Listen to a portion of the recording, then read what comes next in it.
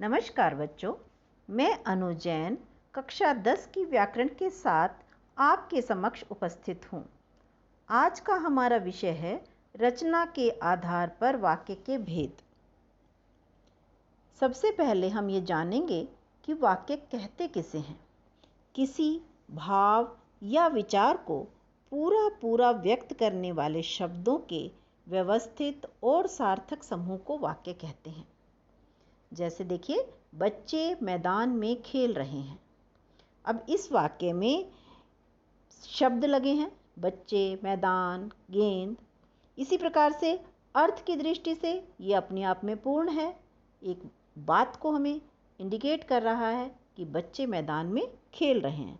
उसी प्रकार से अर्थ को निकालने के लिए इसमें इसको पूरी तरह से व्यवस्थित किया गया है, एक निश्चित क्रम में लगाया गया है। कर्ता है, फिर मैदान, फिर उसके साथ कारक लगाया गया है।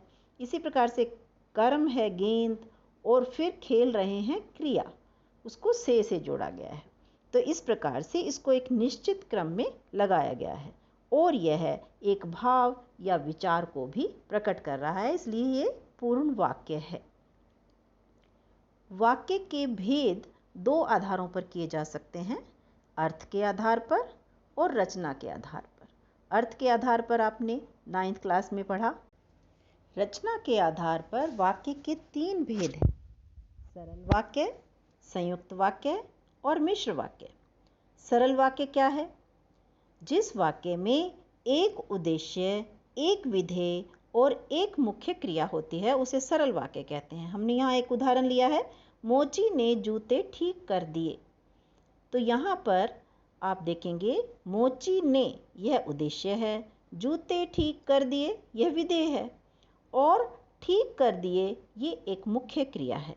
अगर इसमें हम कोई विस्तारक लगाते हैं, विशेषण विस्तारक लगा देते हैं, कर्ता और कर्म के साथ, क्रिया के साथ क्रिया विशेषण विस्तारक लगा देते हैं, तो भी यहाँ पर एक ही क्रिया रहेगी और वह सरल वाक्य ही रहेगा। उदाहरण देखिए, मोची के साथ हमने लगा दिया कुशल, तो कुशल मोची ने, ये हो गया एक उद्देश्य। पुराने जूते, जूते के साथ विस्तारक लगा दिया, पुराने विशेषण बना दिया उसका। उसके बाद ठीक कर दिए के साथ लगा दिया बिल्कुल, तो क्रिया विशेषण लगा दिया है बिल्कुल। तो इस तरह से यह पूरा सेंटेंस होगा, कुशल मोची ने पुराने जूते बिल्कुल ठीक कर दिए, और यह भी एक सरल वाक्य है। तो सरल वाक्य की जो मुख्य बात है कि सरल वाक्यों में एक ही क्रिया होती है। रचना के आधार पर अगला वाक्य भेद है संयुक्त वाक्य। अब संयुक्त शब्द से ही पता चल रहा है, संयुक्त का अर्थ होता है जोड़, जुड़ाव। तो जिस वाक्य में दो या दो से अधिक समान स्तर के उपवाक्य समुच्चय बोधक शब्दों से जुड़े होते हैं उन्हें संयुक्त वाक्य कहते हैं। अब संयुक्त वाक्य जो हैं 4 प्रकार के शब्दों से जुड़े हुए होते हैं। समुच्चय बोधक शब्द आपको पता ही है, जैसे संयोजक शब्द, संयोजक जैसे और की तरह के होते हैं, एवं, तथा, व। उदाहरण देखिए, गीता गई और सीता आई। तो यहाँ पर और से 2 वाक्य जोड़ दिए हैं, पूरे वाक्य हैं, 2 क्रियाएं हैं। गीता गई, गई यहाँ पर क्रिया है, और सीता आई फिर यहाँ पर क्रिया हो गई। तो 2 क्रियाएं हैं और 2 ही वाक्य हैं, और दोनों वाक्य प्रधान हैं, समान स्तर के हैं और से जुड़े हुए हैं। तो इस प्रकार से आपको ये बात समझ में आई होगी कि 2 प्रधान उपवाक्य जब संयोजक शब्दों से जुड़ जाते हैं या समुच्चय बोधक शब्दों से जुड़ जाते हैं तो उसे संयुक्त वाक्य कहते हैं। इसी प्रकार से विभाजक शब्दों से भी जुड़ सकता है वाक्य, जैसे वह मेहनत तो बहुत करता है पर फल नहीं मिलता। पर, परंतु, किंतु, लेकिन, ये सब विभाजक शब्द हैं। इनसे भी अगर 2 वाक्य जुड़ जाते हैं जो कि 2 क्रियाओं के साथ जुड़े हुए हैं, देखिए, वह मेहनत तो बहुत करता है यहाँ पर क्रिया आ गई। फल नहीं मिलता यहाँ पर फिर से क्रिया आ गई। 2 क्रियाएं हैं और पर से जुड़ा हुए दोनों प्रधान वाक्य हैं, इसलिए ये संयुक्त वाक्य है। इसी प्रकार से विकल्प सूचक शब्दों से भी जुड़ सकते हैं, जैसे या, अथवा, अन्यथा। तो पहला प्रश्न कीजिए या दूसरा प्रश्न कीजिए। तो यहाँ पर दो वाक्य हैं, प्रश्न कीजिए, दूसरा भी यही है, प्रश्न कीजिए। तो इस तरह से ये दो वाक्य या शब्द से जुड़े हैं। परिणाम बोधक शब्द जैसे इसलिए, दुकान बंद है इसलिए चावल नहीं मिलेंगे। तो पहला वाक्य हो गया दुकान बंद है, अपने आप में पूरा वाक्य है, और दूसरा वाक्य हो गया चावल नहीं मिलेंगे, बिल्कुल अपने आप में पूरा वाक्य है, और इन दोनों को हमने जोड़ दिया है इसलिए। तो दो या दो से अधिक जो प्रधान उपवाक्य हैं उनको और, पर, या, इसलिए से जोड़ दें तो वह संयुक्त वाक्य होगा। रचना के आधार पर तीसरा वाक्य भेद है मिश्र वाक्य। अब मिश्र वाक्य क्या है? जिन वाक्यों की रचना में एक से अधिक ऐसे उपवाक्य होते हैं जिनमें एक उपवाक्य तो प्रधान रहता है और दूसरा उपवाक्य आश्रित हो जाता है, उन्हें मिश्र वाक्य कहते हैं। जैसे देखिए, वह इतना दुर्बल है कि चल भी नहीं सकता। अब यहाँ पर आप देखेंगे जो हाईलाइट किया हुआ है, वह इतना दुर्बल है, ये प्रधान उपवाक्य होगा। कि चल भी नहीं सकता, ये आश्रित उपवाक्य होगा। इसी प्रकार से जो विद्वान होता है उसे सभी चाहते हैं। अब सभी चाहते हैं, उसे सभी चाहते हैं, यह प्रधान उपवाक्य है। जो विद्वान होता है ये इस पर आश्रित है। जब भी मुझे आवश्यकता हुई पिताजी ने मेरी सहायता की। अब पिताजी ने मेरी सहायता की ये प्रधान उपवाक्य है, और जब भी मुझे आवश्यकता हुई ये इस पर आश्रित है। तो इन तीनों वाक्यों को पढ़कर आप देखेंगे कि जो हाईलाइट किए हुए हैं हमने, ये प्रधान हैं और बाकी जो शेष बच गए हैं वो आश्रित हैं। अब आप सोच रहे होंगे कि हमें कैसे पता चलेगा कि प्रधान उपवाक्य कौन सा है और आश्रित उपवाक्य कौन सा? इसको समझने के लिए हम आश्रित उपवाक्यों के प्रकार समझेंगे। आश्रित उपवाक्य 3 प्रकार के होते हैं: संज्ञा आश्रित उपवाक्य, विशेषण आश्रित उपवाक्य और क्रिया विशेषण आश्रित उपवाक्य। तो सबसे पहले है संज्ञा आश्रित उपवाक्य। जो उपवाक्य प्रधान उपवाक्य की किसी संज्ञा के स्थान पर आते हैं उसे संज्ञा आश्रित उपवाक्य कहते हैं। संज्ञा आश्रित उपवाक्य के आरंभ में की का प्रयोग होता है। ये एक छोटी सी निशानी है जिससे कि आपको बहुत जल्दी अंदाजा हो जाएगा कि ये संज्ञा आश्रित उपवाक्य है। कभी कभी की दिखाई भी नहीं देता, लेकिन की का भाव होता है। अब आप देखिए, मेरे जीवन का मुख्य उद्देश्य है कि ज्ञान अर्जन करूं।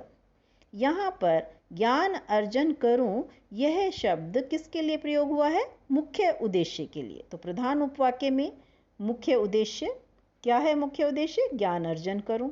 तो यहाँ पर ज्ञान अर्जन करूं, यह आश्रित उपवाक्य है और प्रधान उपवाक्य हो गया मेरे जीवन का उद्देश्य है। इसी प्रकार मैं जानता था आतंकवादी पकड़े जाएंगे।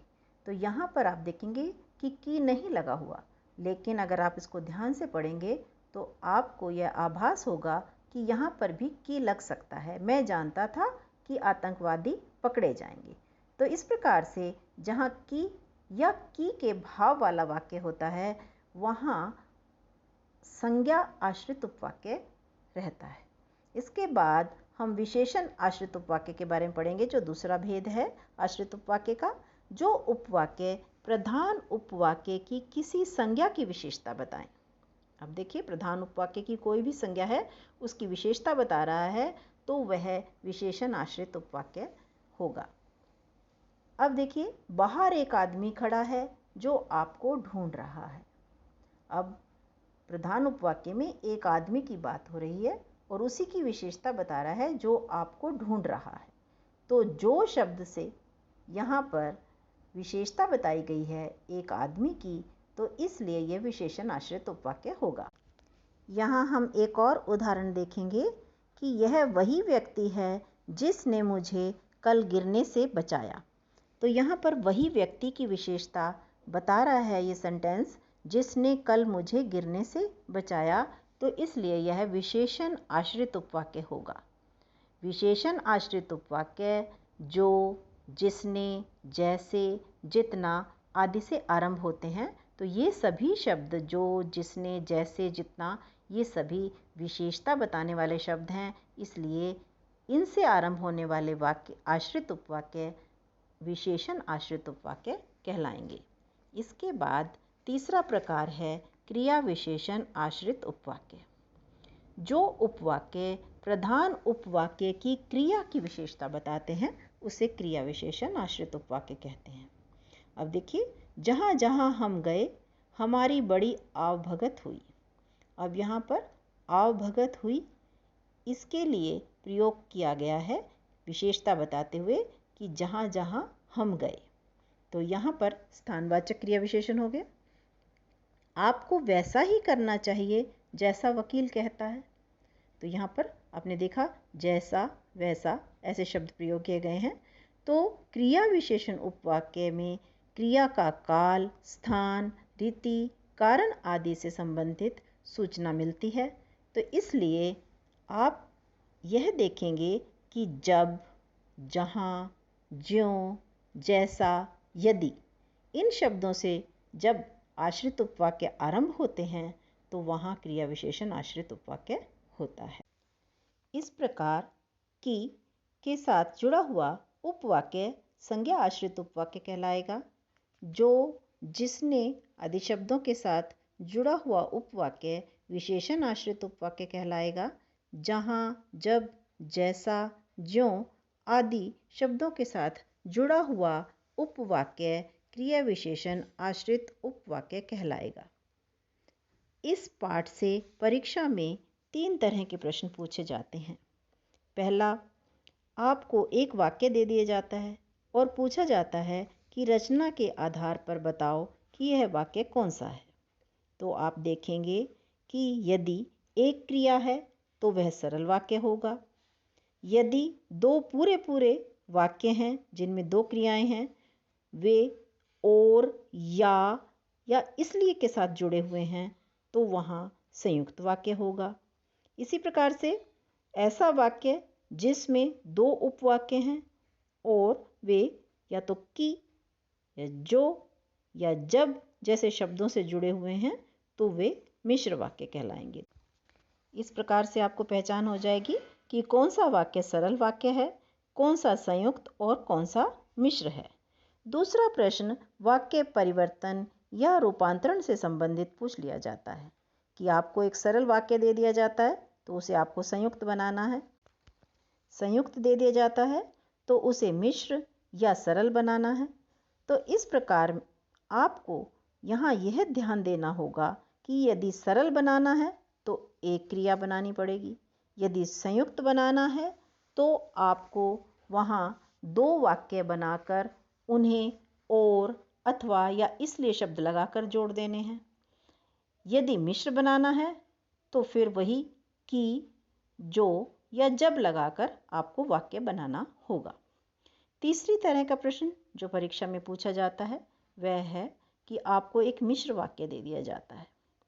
उसमें से पूछा जाता है कि प्रधान उपवाक्य कौन सा है और आश्रित उपवाक्य कौन सा है। अगर आपने पहचान लिया कि आश्रित उपवाक्य कौन सा है तो फिर उसका आपको भेद भी लिखना होगा। यदि आपको यह पाठ समझ में आ गया है तो आप इन तीनों तरह के प्रश्नों के उत्तर आसानी से दे सकते हैं। धन्यवाद।